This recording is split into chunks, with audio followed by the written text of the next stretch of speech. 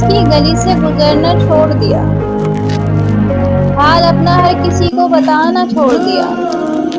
हराम जो था मुझ पे वो गुस्सा करना छोड़ दिया, हर बात को दिल में उतारना छोड़ दिया। अब क्या बयां करूं मैं खुद पर, जिंदगी को अब उदासी में गुजारना छोड़ दिया। याद जो थी तेरी मेरे दिल को, इस याद को साहिल किनारा करके छोड़ दिया।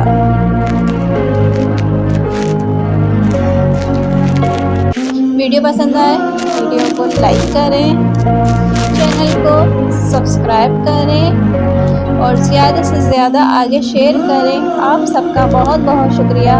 अल्लाह हाफिज़।